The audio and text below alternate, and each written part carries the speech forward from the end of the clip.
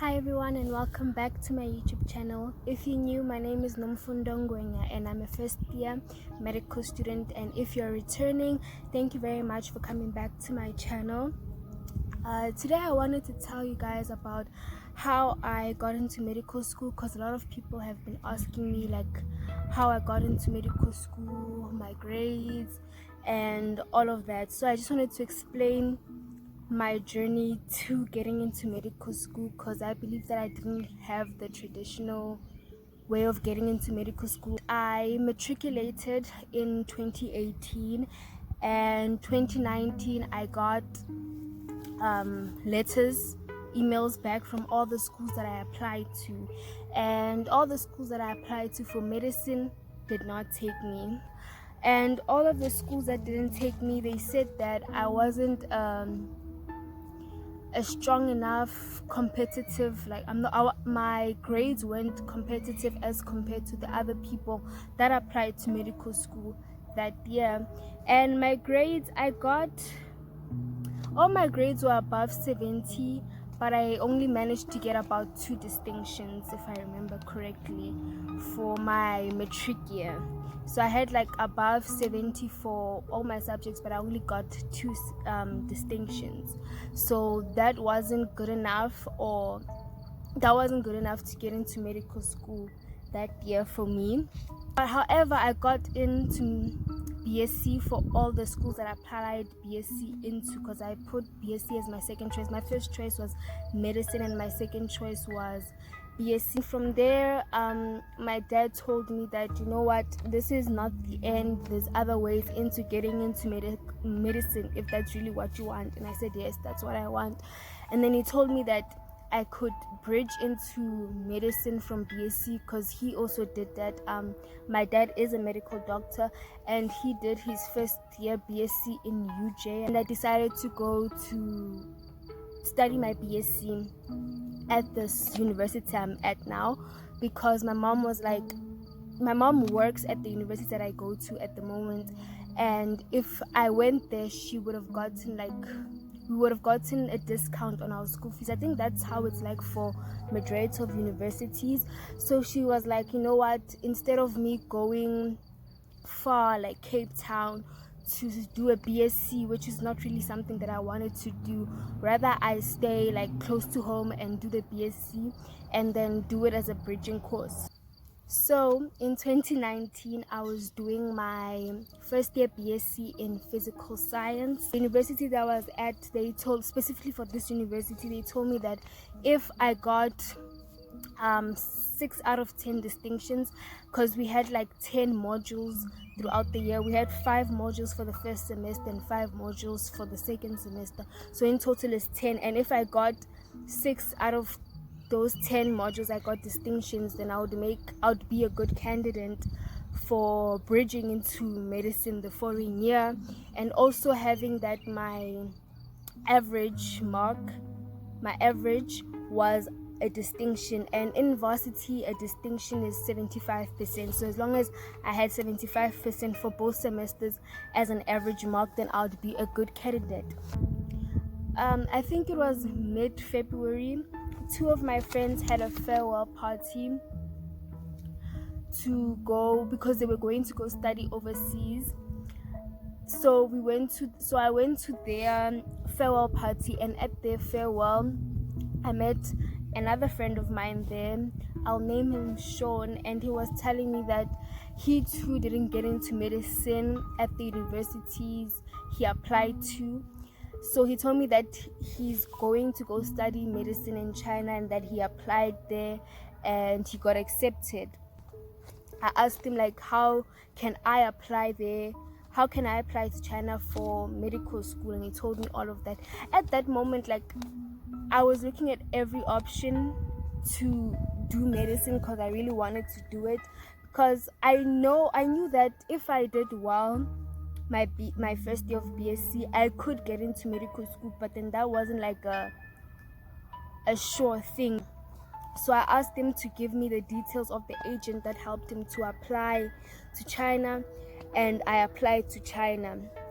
And when I applied, to be honest, I really didn't think I would get in.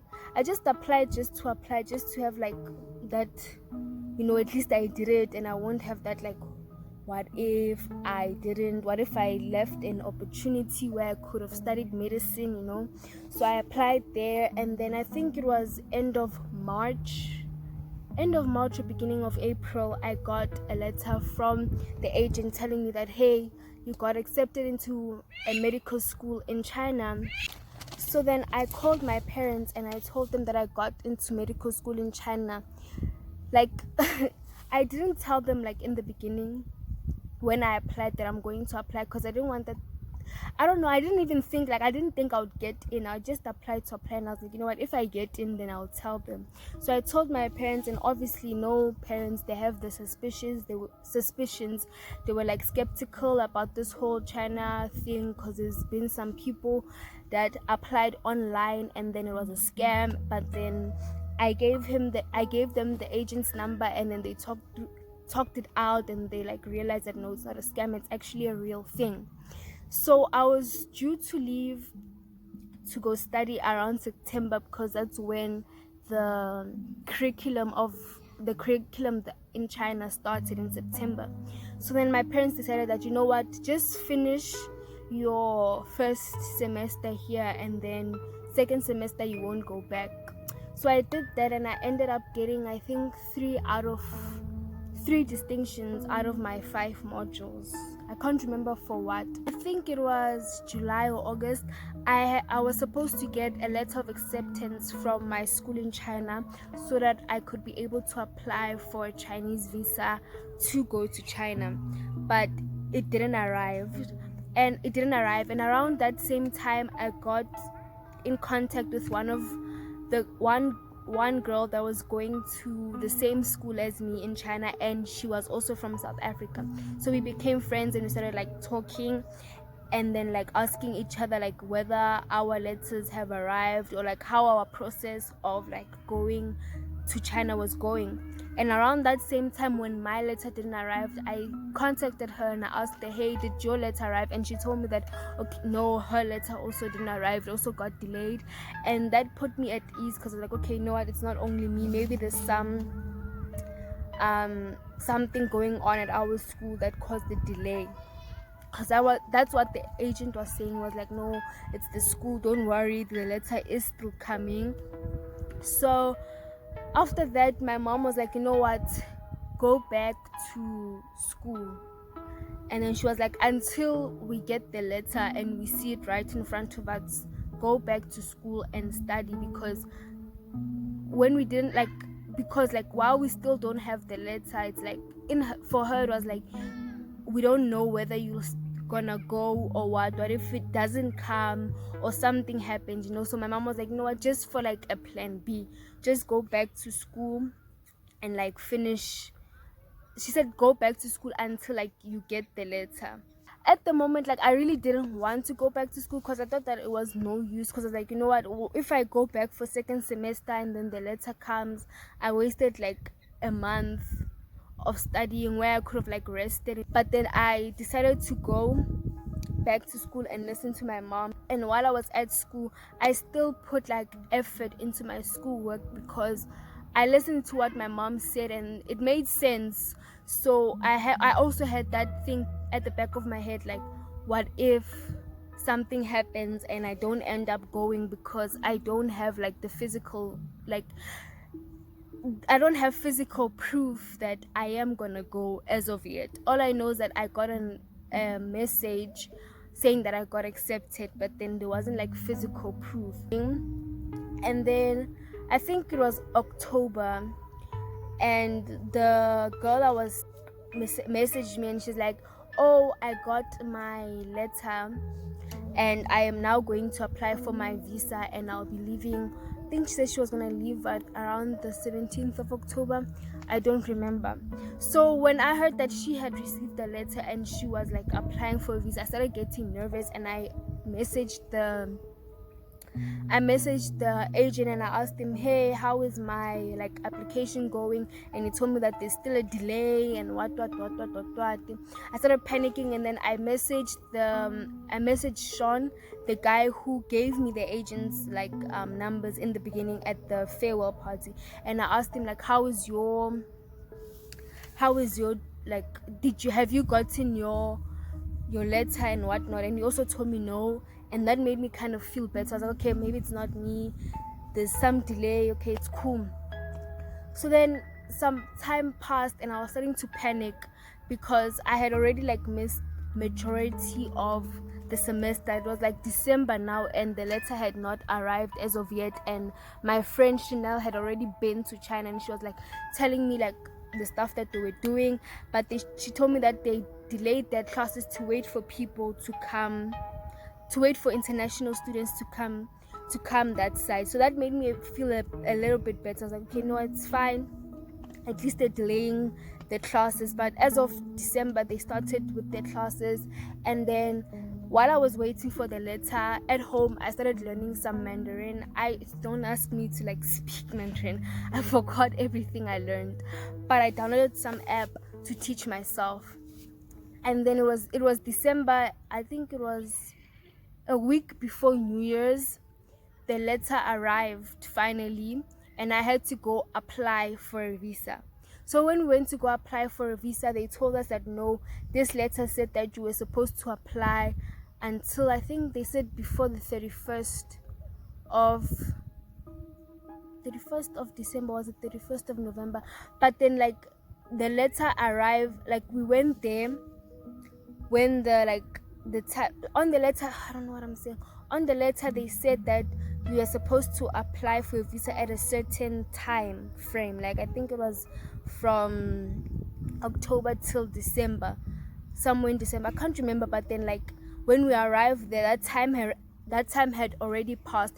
So they were like, no, you need another letter. So again, things got delayed, but at this time I had already finished with my exams in school and I was waiting for my results. I got my results somewhere in January, and during this time of my first year I did apply again to all universities. I applied to all the universities this time. Yeah, this time I applied to all universities. I applied to Wits, UCT, UP, KwaZulu Natal, University of Limpopo, UFS, SMU. Like I applied to all the universities, and then UKZN got back to me and they said no, I cannot go. UKZN said I cannot transfer into medicine or apply because I need to finish my whole BSc first, then can I only apply for medicine. As of yet I didn't get any response from any of the universities yet. So then the visa got delayed and like things were just going wrong. Like they just kept on getting delayed. Like it was a thing after another, like just like a thing after. Every time I would go there and then would have the new letter, it was another problem. Something was wrong with my passport, so then I had to go apply for a passport and I had to wait another 2 weeks. And then it was like it was like mid-January by that time, and I had basically missed the whole semester of first year that side. And I was like, what the heck am I gonna do? But then the agent kept on telling me, no, it's okay, there's other students that are also late, you're not the only person that's late. You can, like, when you go there, they're gonna make like extra classes for you guys. So I had that hope. But during that time I received a letter from UCT, and UCT told me, nope, we are not taking you again because I wasn't a strong candidate. I think that's what they said. I can't remember. And then Wits also didn't take me. And I didn't hear back from UP either. I don't know. I didn't hear back from UP, but I think that was partially my fault because I wasn't like logging into the student portal all the time. So I don't know if like my application, I don't know, but I didn't hear back from UP. But then I just like assumed that I didn't get in, and then also UFS I didn't get in as well to that one. So I was left at the school that I was in at the moment.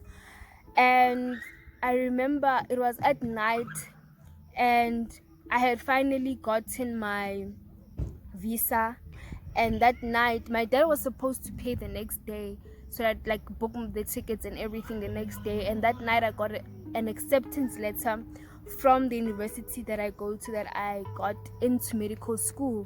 And I was so shocked. So then I had to like make a decision if whether I wanted to stay here in South Africa and pursue my medical degree, or go to China. And then I had a long talk with my dad that night, and I also spoke to my mom. And then I remember I made like a pros and cons list, and I came up with the decision that, you know what, I'm going to stay and finish do my degree in South Africa, because there were a lot of things, complicated things with like going to China and coming back and stuff like that. So I just made the hard decision to, you know what, I'm going to stay and do my medical degree. So when I got the message that I got accepted, I got my results a few days prior, and I got 4 out of 5 distinctions for my module. So in total I got 7 distinctions, and for both semesters my grades were, for both semesters my average was 75% and above. So I was a good candidate, and I got into medical school. Learned is like trusting in God, because after I got the acceptance letter from my university, like the whole like pandemic thing blew up. Like it came out that there's a pandemic and all of these things. And after that I sat down and I realized, I was like, you know what, maybe all of these things got like delayed, and like things weren't going my way as per se, because God knew what was going to happen, and he was protecting me and keeping me safe, you know. So that's one thing I learned from it, is that you should trust more in God, and he knows everything.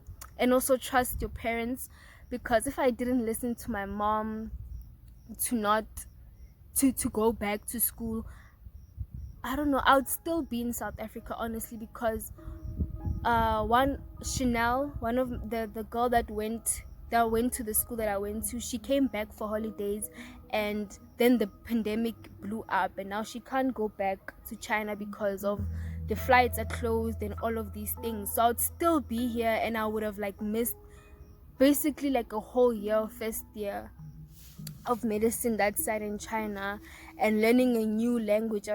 I would have had to learn a new language by myself, you know. Like it would have just been a mess of things now that I think about it.